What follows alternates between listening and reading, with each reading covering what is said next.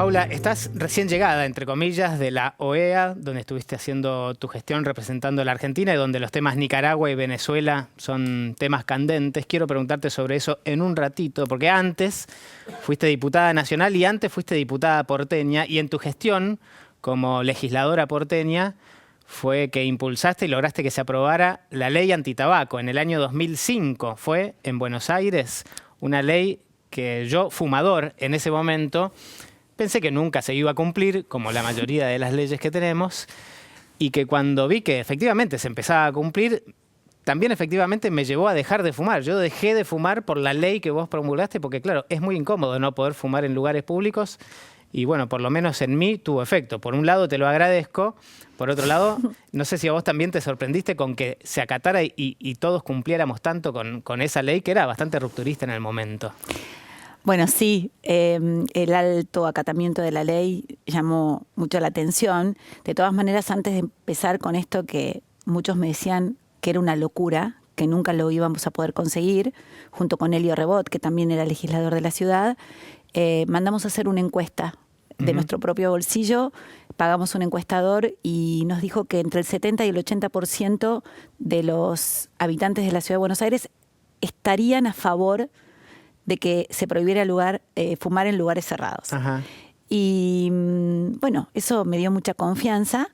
Creo que había mucha gente silenciada, ¿no? Como que deseaba que una ley así llegara, pero que no creía que podía venir dada desde la imposición de una ley. Claro.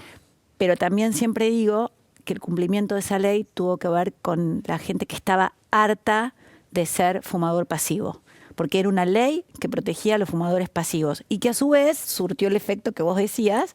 La gente se empezaba a levantar, a fumar afuera, estaba harta de que esto le pasara, y los fumadores pasivos tenían una herramienta que les daba poder. Ya no tenían que pedirle al otro que no fumara porque les molestaba, sino porque había una ley que lo imponía. Y además creo también que la supimos comunicar. Tuvimos mucha prensa. Fue una ley que salió por unanimidad, costó, no fue sencillo, tuvimos que negociar en el recinto. En un principio solo se podía fumar en aquellos lugares que tuvieran más de 100 metros cuadrados, pero con Elio Rebot dijimos, ¿cuántos bares en la ciudad de Buenos Aires podrían tener más de 100 metros cuadrados? Y si así fuera, tenían que hacer un cubículo especial, lo que convertía a los que fumaban en seres que se encerraban en unos vidrios donde se veía el humo, y allí también se sentían totalmente aislados. Y así fue que dio muy buen resultado, la gente la cumplió. Sí, dio muy buen resultado y incluso cambió nuestras costumbres a un nivel de que ya sentir que alguien fuma en un lugar cerrado, vos decís, ¿cómo lo soportábamos antes? Como yo iba a la facultad, a la Universidad de Ciencias Sociales de la UBA, ahí en Marcelo T., donde son aulas así de chiquititas, y fumábamos en plena clase. Tampoco había demasiada queja, pero bueno, de repente te das cuenta que en cuanto lo dejas de hacer y vuelve a suceder una vez, es una invasión tremenda. No, es una invasión tremenda y es un ataque a la salud absoluto, porque digamos, está totalmente comprobado científicamente que a los pocos minutos de dejar de fumar, vos podés respirar mejor. Imagínate lo que pasaba con los mozos, por ejemplo. A mí me pasó de ir a la biela y que cuando llegó el momento de pagar, todos se reunieron como 7 mozos para agradecerme que hacía poco que había salido la ley, porque ellos la padecían. Y uno de los problemas y de las peleas más grandes que tuvimos fue con la Asociación de Bares, porque ellos creían que les iban a bajar las ventas. Y no pasó eso. El presidente de la Nación actualmente dice que es la única ley que se cumple prácticamente de la forma en que se cumple, porque al principio sus propios amigos no podían creer que no podían fumar en lugares cerrados, y más de una vez yo recibía llamados de teléfono y me decía, ¿podés hablar con fulano, con mengano, para contarle de qué se trata? Porque realmente tuvo un alto acatamiento. Yo creo que la sociedad fue la que la cumplió. Sí, en esa época hacíamos el parquímetro con Fernando Peña. Creo que te entrevistamos por el caso. Sí, fue increíble la anécdota que yo tengo con Fernando, porque me acuerdo que llamaron de la producción y mi jefa de prensa en ese momento me dijo, Fernando Peña quiere hablar con vos. Y Y yo le dije, ok, me parece muy bien. No, por favor, no lo hagas porque es impredecible, porque no sabes lo que te va a preguntar. Eso era lo que a él le encantaba. Y era lo que a mí también me gustaba, ¿no? Sí. Hablar con alguien que no tenía prejuicios, yo tampoco los tenía, y dije, te confieso, cuando salí al aire 2 minutos antes, dije, bueno, que sea lo que Dios quiera, ¿no? Como que también me temblaban las piernas. Y fue tan generoso conmigo porque me habían hecho una nota en una revista muy importante y habían mostrado mi departamento.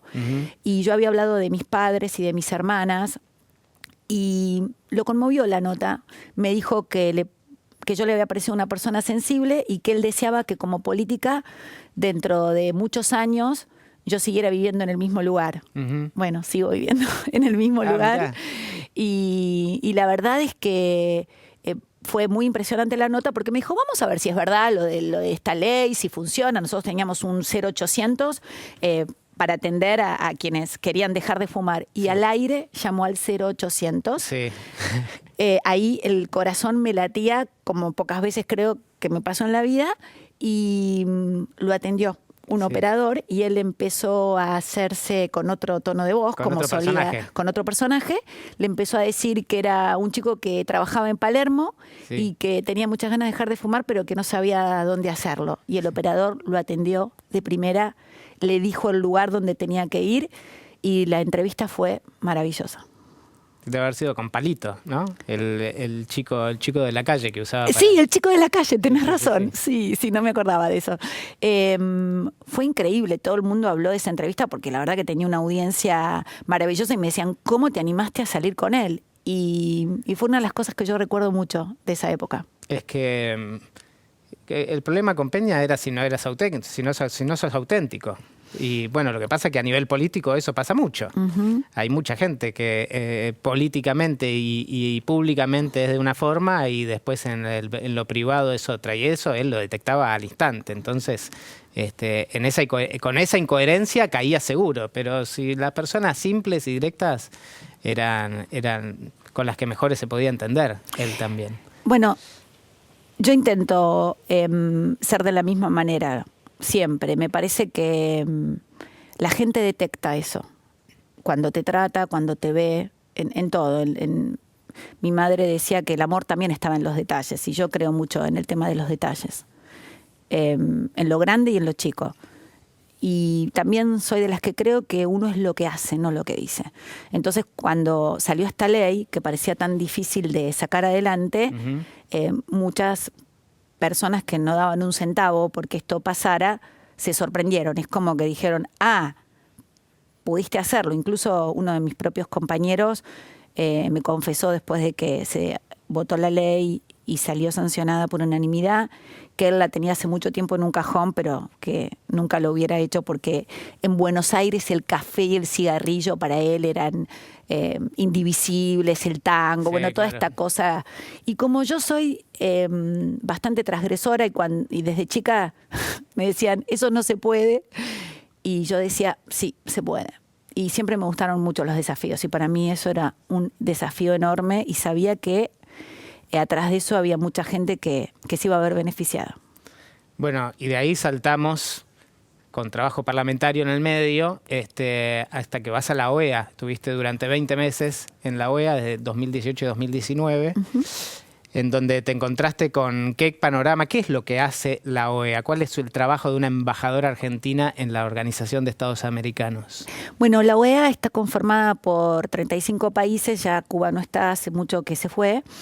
Hoy somos 34 países, que en realidad es un organismo multilateral que lo que hace es unir lazos, donde hay muchos grupos de trabajo, donde América lleva sus mejores prácticas, donde se ayuda a los que más lo necesitan. Y se habla mucho en la OEA de pacificación, de la seguridad del continente. Tiene 4 pilares la OEA. Para mí el más importante es el de derechos humanos. El segundo es el de la democracia, todo lo que son cuando hay elecciones. La OEA es un activo vedor y muy prestigioso también. y colaborador en que haya procesos transparentes y libres en la región.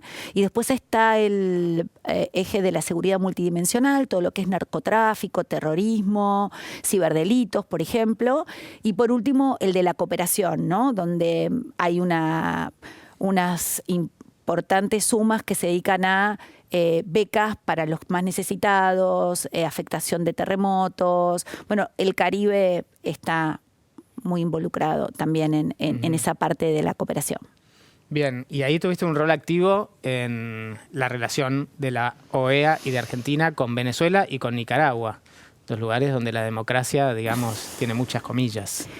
Bueno, yo directamente las comillas que pongo en Venezuela es la de que existe una dictadura. Sí. Yo llegué y al otro día se empezó a reactivar la cuestión Venezuela en la OEA porque había estado un poco dormida por un tiempo, de ahí a que el Grupo de Lima, que es un grupo de 14 países, se haya activado un año antes. Pero en el 2018 vuelve en la OEA a hablarse del tema Venezuela, a tener entre 18, 19 y 20 votos, es decir, los necesarios para sacar adelante una resolución. Resoluciones que decían que el gobierno de Maduro era ilegítimo, que no había una verdadera democracia, que los derechos humanos se violaban sistemáticamente, cosa que quedó demostrado hace unos meses atrás con el informe de Bachelet, de la alta comisionada, que es un informe muy riguroso de Naciones Unidas donde habla de más de 7.000 muertos, ¿no? Sí, bueno, y que ayer mismo, bueno, hace unos días, el Parlasur o la UNASUR se negó a aprobar o a validar. Sistemáticamente allí siguen presentes los diputados de Venezuela, de la Venezuela de Maduro, y también muchos de los diputados que pertenecen al kirchnerismo se niegan a aprobar y a reconocer que este es un informe que ha detectado violaciones sistemáticas y muy, muy graves. ¿Y qué puede hacer la OEA más que hacer declaraciones cuando encuentra este tipo de situaciones en los distintos países? Lo que pasa es que la OEA pone el foco en algunos problemas que después van tomando relevancia no solo en el continente, sino que también, por ejemplo, son 56 países los que hoy apoyan al gobierno de Juan Guaidó como presidente encargado. Es una caja de resonancia, depende también mucho de la Secretaría General, que tiene un rol de coordinación.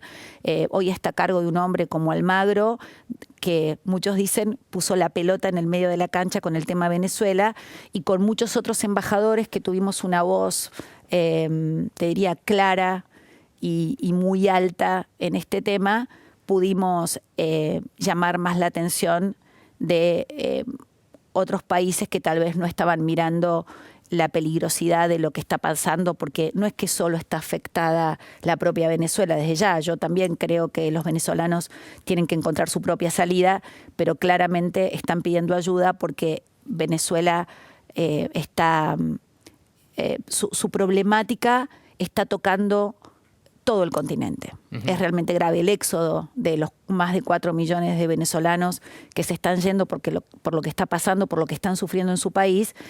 Nos afecta a todos y es una crisis regional donde todos podemos ayudar desde la OEA a ver cómo la podemos resolver. Bueno, y Nicaragua es otro lugar. Estuve viendo algunas entrevistas que te hacían en Nicaragua y leyendo los comentarios abajo de los nicaragüenses en donde te trataban de heroína prácticamente. ¿Qué pasa en Nicaragua y qué tuviste que ver o qué intentaste hacer por lo menos con respecto a eso?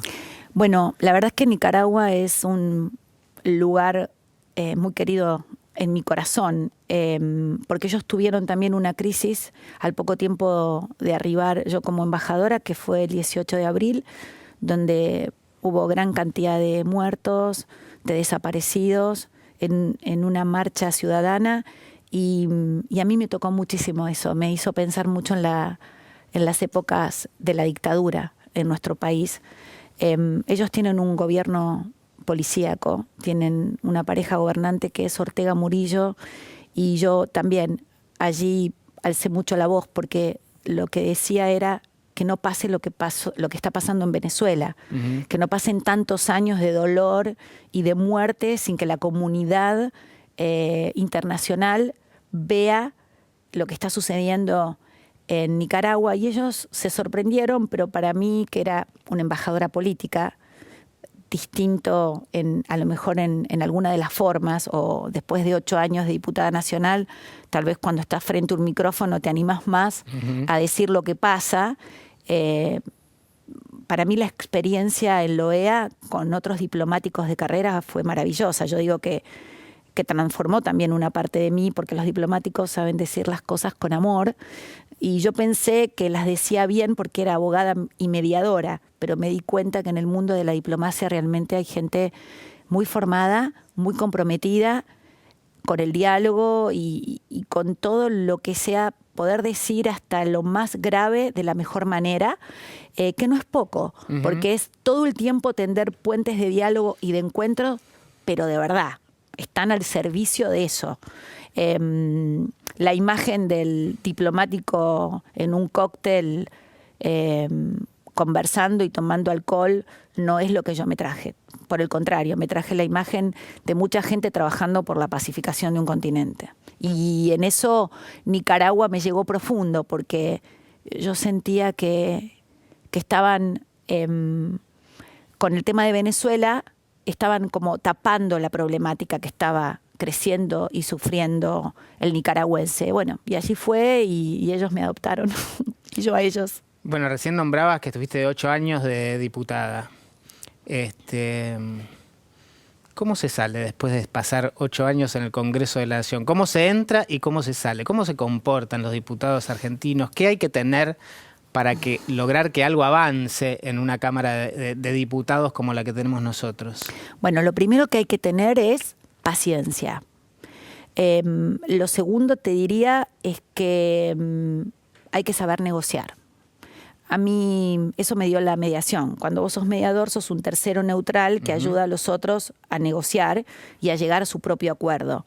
Entonces, allí tenés herramientas fundamentales como separe las personas del problema, sea suave con las personas, fuerte y dura con el problema. Eso es el primer tema, ¿no? Porque a mí me tocaron épocas de ser opositora al kirchnerismo, y en ese momento el Congreso era muy fuerte, era muy agresivo, muy confrontativo, con lo cual mi experiencia de muchos años de mediadora comunitaria y familiar me ayudó a entender que para aprobar una ley yo tenía que tener el diálogo y el consenso y explicar y ir uno por uno. ¿Viste como en las películas en Estados Unidos que los van poniendo y los van tachando? Bueno, así trabajábamos con mi equipo. Entonces te decía, paciencia, saber negociar. Ahora, negociar generalmente tiene una connotación negativa, ¿no? Claro, porque no para decís, mí. No, bueno, a vos te voy a tu distrito, ¿sabes qué? Le voy a mandar una partida de 5 millones de pesos y vos aprobame la ley, ¿no? Eso es lo que, la fantasía de cómo podría negociar un diputado, o los favores políticos que se terminan dando unos a otros para lograr que se aprueben las cosas. ¿Esas cosas también existen? Sí, claro, existen. Yo eso lo asemejo un poquito más a la rosca que a la negociación. Para mí, negociar es una gran palabra, ¿no? Es trabajar activamente para llegar a un acuerdo donde ambas partes salgan beneficiadas. Yo lo tengo adentro de la piel a eso, porque durante muchos años me dediqué a eso en forma privada. Y después lo llevé a la política, y yo creo que ese fue el secreto de haber, por ejemplo, aprobado en el Parlamento local 7 leyes y en el Parlamento nacional otras 7. O sea, fue producto de día a día, y además de estar. Yo llegaba y me anotaba en 8 comisiones y cumplía. Iba, estaba, trataba de conocer a todos mis compañeros de otras bancadas a través de los distintos temas, y eso era clave para que al momento de sacar una ley yo pudiera tener un buen puente. Por ejemplo, me acuerdo de una anécdota con Agustín Rossi. Nosotros estábamos trabajando con Amadeo una ley de autos antiguos para que estos autos puedan salir a la calle, para que la Argentina es bien pistera, hay una industria muy fuerte y eran 8.000 puestos de trabajo que estaban en juego. Así que con esta ley yo, por ejemplo, tuve mucha ayuda de Agustín Rossi, hablando con él y explicándole de qué se trataba, de Perotti también, que era de Santa Fe, y entonces como también él entendía de autos antiguos, entre todos, tanto en el Senado como en diputados, pudimos sacar una ley que es muy buena para la Argentina. Y de las leyes que pasaste durante tu paso por el Congreso de la Nación, ¿cuál es la que más orgullo te da? En realidad sacamos la ley nacional del tabaco, sí, pero la que más orgullo me da es la ley de pesquisa neonatal, que se pudo ampliar. Te explico. Cuando los bebés nacen, les pinchan el talón del pie y le sacan una gotita de sangre. Y esa gotita de sangre es examinada y a partir de ese examen hay un montón de enfermedades que se detectan que le salvan la vida al bebé y eso para mí fue un gran orgullo. No tuvo publicidad, no se supo mucho, pero también hubo anécdotas de una enfermera que vino del extranjero a conocerme porque quería saber quién era la persona que había podido sacar adelante esa ley. Entonces, eran leyes de salud. Tuve en ese momento un gran respaldo del Frente para la Victoria, de gente muy cercana a Ginés González García, y por eso te decía que se podía hacer y se podían sacar esas leyes a través del diálogo y del encuentro. A veces también, bueno, nombraste un par de leyes de la estatización de YPF, pienso en la estatización de Chicones. Es como que, bueno, hay veces como que decís, es un grupo de diputados nacionales, no toda la Cámara. Se supone que deberían ser gente cívicamente consciente, por lo menos, y saber que no se puede estar estatizando cualquier cosa porque esa plata de algún lado tiene que salir. Hay un vínculo entre ese presupuesto que también aprueba la Cámara de Diputados y que después lo que pretenden gastar o a lo que quieren destinarle, porque es fácil sacar leyes, bueno, fácil, digamos. La ley puede salir y que diga, se tiene que hacer esto para todos. ¿Y después quién resuelve de dónde sale la plata para que eso se haga o no se haga? Bueno, si me permitís, mi sensación durante esos 8 años fue que no había conciencia de eso y tampoco importaba. Lo que importaba era se hace ya. Un día tremendo en el recinto para mí, fue el día que tratamos Chicone. O sea, cuando preguntábamos de quién era Chicone, quiénes eran los accionistas de Chicone, por qué no estaban allí demandando o reclamando o pataleando, y con qué dinero y de qué manera nosotros íbamos a comprar esa empresa, no había respuestas. Era ir hacia adelante sin que importara nada.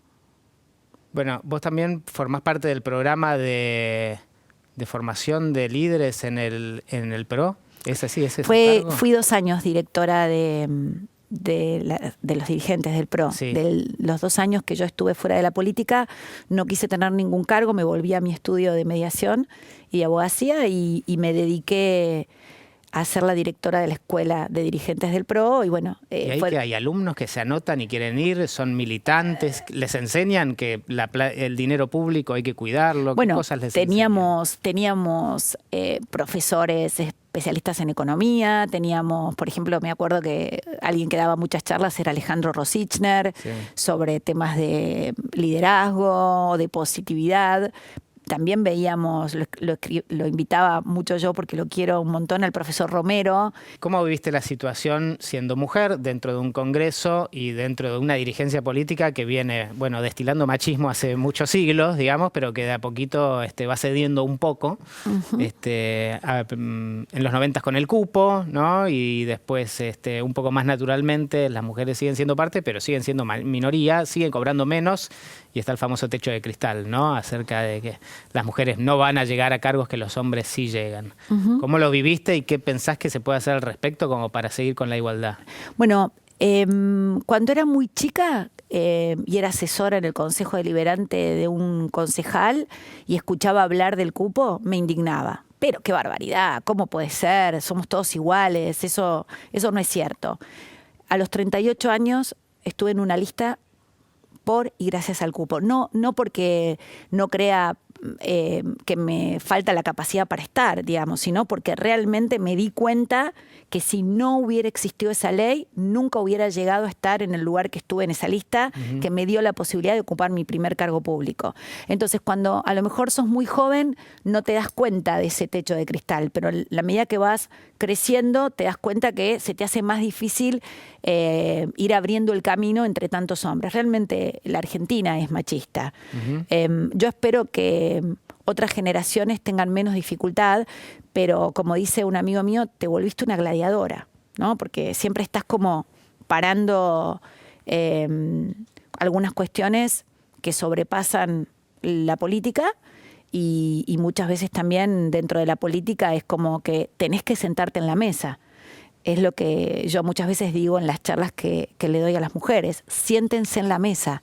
No se queden atrás. No tenemos que ser las que pasamos el PowerPoint o las secretarias, las que escribimos, las que servimos la bebida. O sea, creo que eso igual está cambiando. Vos ves ahora a las chicas mucho más jóvenes y tienen otra impronta. Nada que ver, pero la verdad es que tengo recuerdos de cosas que realmente me han dolido muchísimo y donde me tuve que levantar. Yo creo que en eso soy resiliente, ¿no? ¿Viste? Sí. Esto de caerse y decir, bueno, no, sigamos, esto no me puede voltear y he tenido muchos momentos de angustia y de tristeza, porque no es fácil. Sobre todo, como digo yo, cuando vos llegás a la política sin un apellido, sin dinero, sin un padrino, sin una madrina y sin un amante. Estas 5 cosas para una mujer, por lo menos cuando yo entré a la política, de alguna manera eran requisitos. Sí, bueno, porque si te pones a fijar los roles de las